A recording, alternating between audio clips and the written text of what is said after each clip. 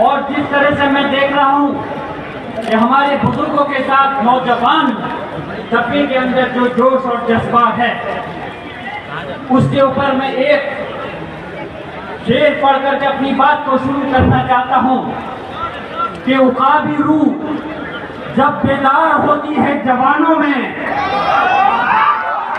उकाबी रूह जब बेदार होती है जवानों में, नजर आती है उनको अपनी मंजिल आसमानों में। नहीं तेरा नशेमंद कसरे शाही की गुंबद पर, तू शाही है बसेरा कर पहाड़ों की चट्टानों पर।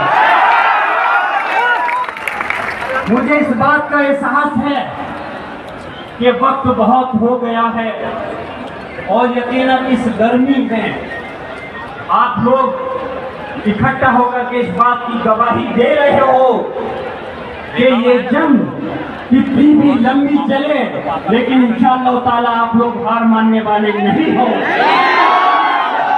और कैसे हार मानने, मैं पूछना चाहता हूं, ये जमीन वक्त की जो हमारे बाबा और अजदाद ने हमारी कौम के लिए नहीं, सिर्फ इस मुल्क की फलाह बहबूदी के लिए दान की थी, ये सरकार के द्वारा दी भीख नहीं है, ये हमारे अपने बुजुर्गों के द्वारा अल्लाह के नाम पे दी गई जगह है। और इसकी हिफाजत इंशाअल्लाह ताला आखिरी वक्त तक हम लोग करेंगे, जब तक कि हम इस जंग के अंदर कामयाब नहीं हो जाते। मैं पूछना चाहता हूं कि इस जंग को लड़ने के लिए आप लोग तैयार हो? और याद रखना, हक और इंसाफ की लड़ाई में कभी डरा नहीं करते।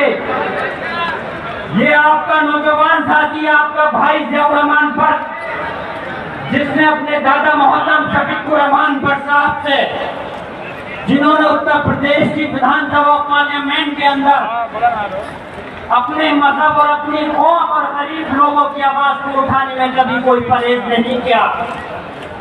संभल जैसे कि अभी फरमा रहे थे नाज़मी साहब, ये संभल बहुत गंभीर वक्त से चर्चा के अंदर है।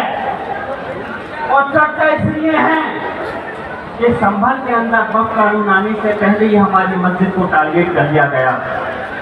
और जामा मस्जिद संभल की हमें ये याद रखना चाहिए कि सिर्फ बिहार या उत्तर प्रदेश या हिंदुस्तान नहीं, पूरी दुनिया, पूरे आलम के अंदर जहाँ कहीं भी मस्जिद है वो अल्लाह का घर है और इंशाअल्लाह ताला उसकी हिफाजत करना आपकी और हमारी जिम्मेदारी है।